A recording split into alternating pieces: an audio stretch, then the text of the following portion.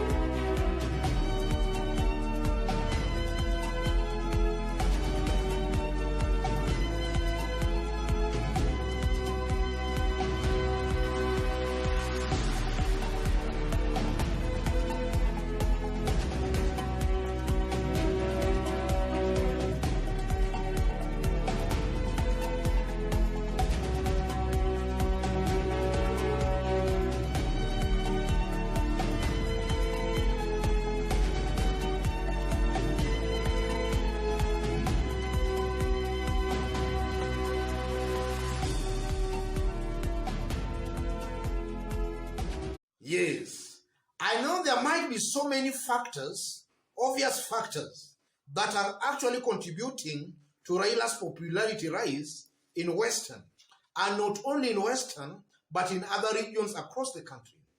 But there are two factors that Kenyans are not seeing, and maybe even William Ruto himself and his handlers are not seeing these factors.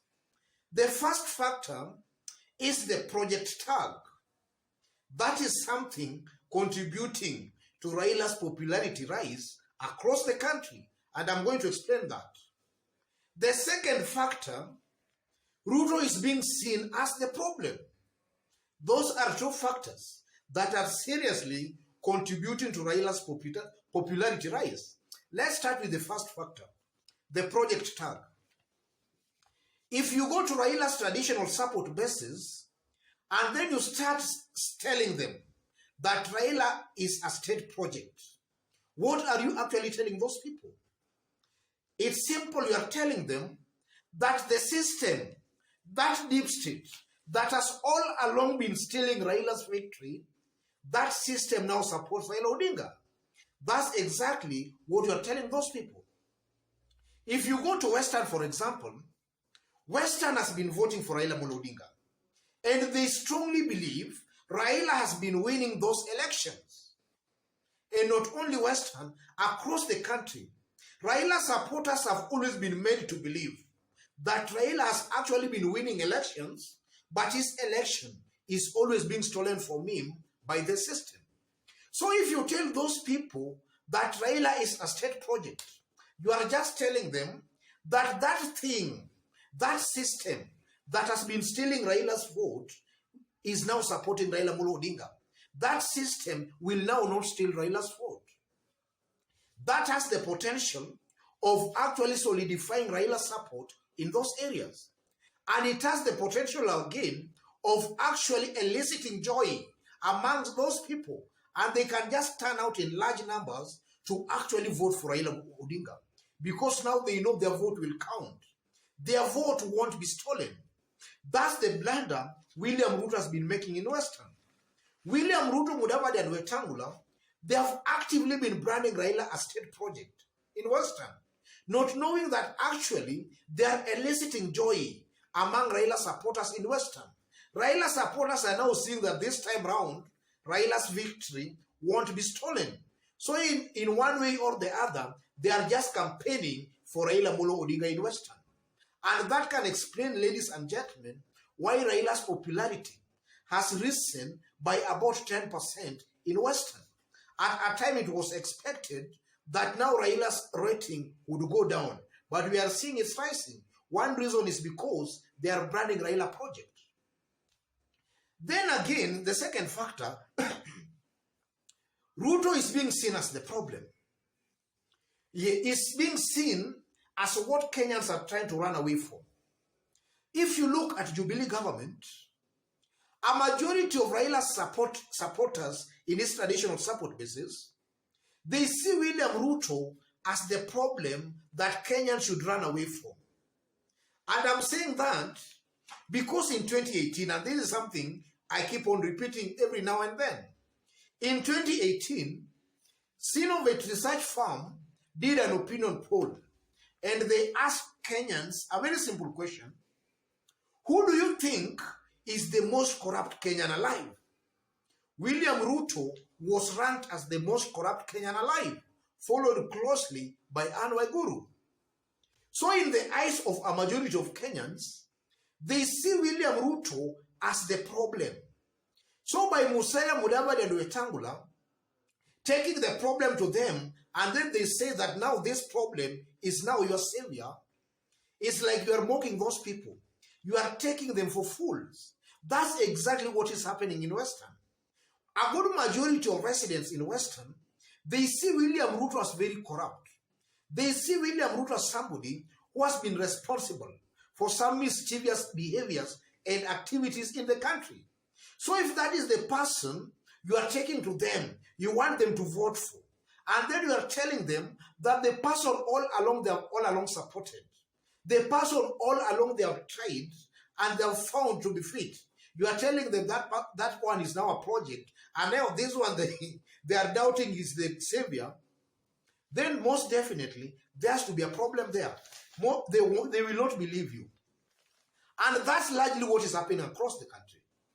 And I'm seeing with a lot of confidence that if William Ruto and his team continue with this narrative of branding Raila a project, then it's actually going to backfire in Raila's former tradition, or rather it's going to backfire in Raila's traditional support basis. In one way or the other, William Ruto, Musalia Mudavadi, they'll just be making Raila Odinga strong in those areas. And that kind of a narrative can only sell maybe in areas Raila does not have some good support, maybe in Kalenjin Rift Valley. But across the country, be it Western, be it Coast, be it Kisii, be it Masai Land, branding Raila a state project, you are just campaigning for Raila Amolo Odinga. And you are just making Raila Amolo Odinga strong and stronger in those areas. And that's exactly the blunder William Ruto in Kenya Kwanza team is actually doing.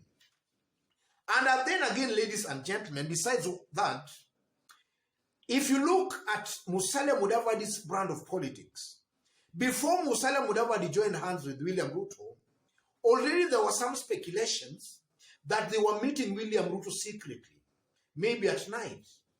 And a good majority of Western Kenya residents, they were seeing those as just mere rumors. They were not believing them.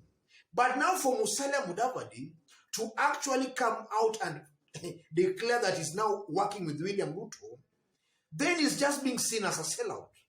Right? A good majority of residents of Western are now just saying, Kumbe, those rumors we were being told were actually true. So Musalia is also coming out as a sellout, somebody who has sold the community. And then on top of that, upon Musalia and William Ruto joining hands, Musalia Mudavadi, even before they could come out to declare that they are now working together, they ought to have prepared the good people of Mulembe psychologically. They should have prepared them psychologically to that kind of a possibility. But we just found Musalia Mudavadi, Wetangula, abruptly joining hands with William Ruto without even preparing the ground psychologically.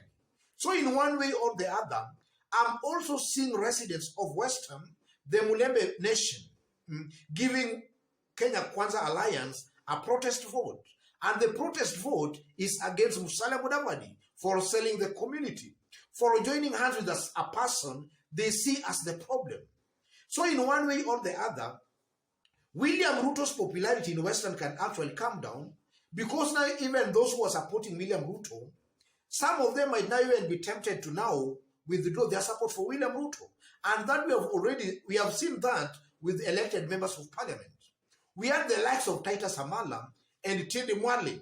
These were non-William Ruto spies and staunch defenders. But upon Ruto and Musalia and Wetangula joining hands together, we saw Titus Amala dumping Ruto. We saw Tindi Mwale dumping William Ruto. And that can actually penetrate to the ground. Those who were previously supporting William Ruto can now decide to dump William Ruto because they might not approve of Ruto joining hands with Musalia Mudavadi.